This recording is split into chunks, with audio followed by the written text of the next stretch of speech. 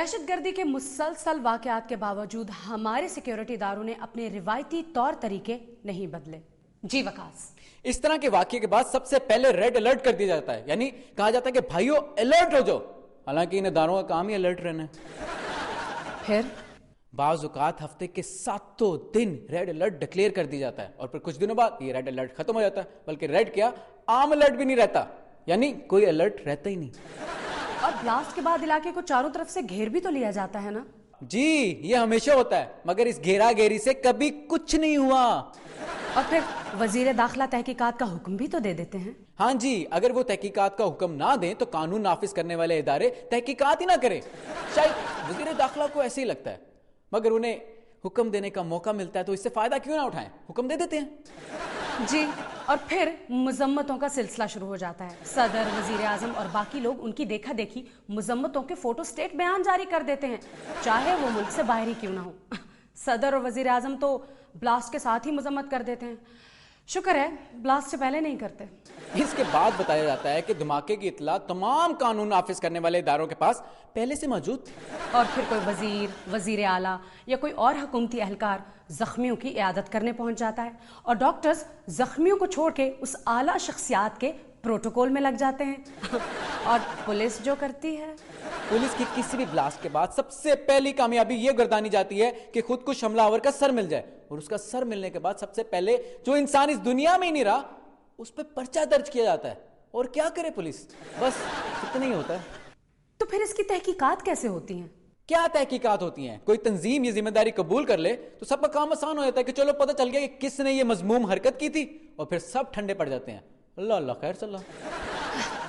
دہشت گردی کی وارداتوں میں سالانہ 3000 کی اوسط سے ہلاکتوں کے باوجود ہمارے ادارے روایتی گھسے پٹے طریقوں کے سہارے چل رہے ہیں. دہشت گرد جو چاہتے ہیں، جہاں چاہتے ہیں اور جب چاہتے ہیں کرتے ہیں. اور پھر ہمارے ملک کے سب سے بڑے صوبے کے وزیر اعلیٰ کو کہنا پڑتا ہے یار انجتے نہ کرو پریس کانفرنس. جی چل کے دیکھتے ہیں مس دنیا کے گھر پریس کانفرنس شروع ہوئی یا نہیں.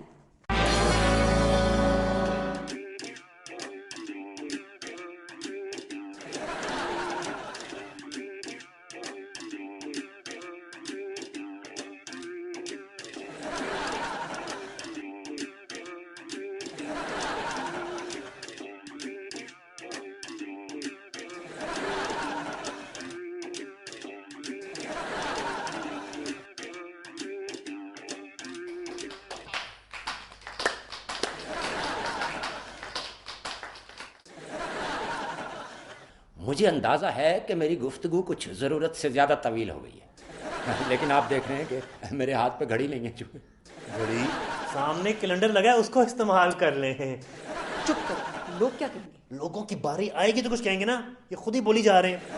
یہ تقریر کب ختم ہوگی؟ میری تو شیو بڑھ گئی ہے. چیک کرنا بال تو سفید نہیں ہو گئے.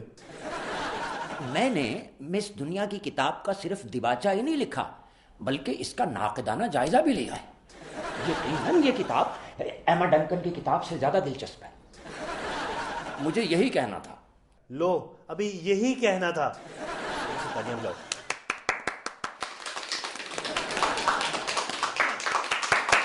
اتنی زور سے تالیاں کیوں بجا رہے ہو حسین؟ تاکہ انہیں تسلی ہو کہ تقریر بہت اچھی تھی، دوبارہ نہ کہیں شروع کر دیں. اور اب امریکی صدر اوباما کے بارے میں 2 خبریں. ڈاکٹرز نے اوباما کو بتایا ہے کہ ان کا کولیسٹرول بڑھ گیا ہے، وہ سگریٹ چھوڑ دیں اور میٹھا کم کر دیں، بلکہ میٹھی میٹھی باتیں بھی نہ کیا کریں. اس کا مطلب ہے کہ آئندہ الیکشن کیمپین میں صدر اوباما تقاریر نہیں کر سکیں گے، کیونکہ ظاہر ہے چکنائی سے پرہیز کے باعث چکنی چپڑی باتیں کرنا بھی ممکن نہیں ہو سکے گا نا. اور دوسری خبر یہ ہے کہ صدر اوباما شرط ہار گئے جو انہوں نے کینیڈین وزیر اعظم سے لگا رکھی تھی کہ آئس ہاکی کے میچ میں امریکہ اور کینیڈا کی ٹیموں کے درمیان یہ میچ امریکہ کی ٹیم جیتے گی، جبکہ آج کل امریکہ کی کوئی ٹیم کہیں کوئی میچ جیت ہی نہیں رہی ہے، چاہے وہ افغانستان ہو یا عراق. لہٰذا آئس ہاکی ٹیم نے اپنی قومی روایت کو برقرار رکھتے ہوئے صدر اوباما کو شرط ہروا دی.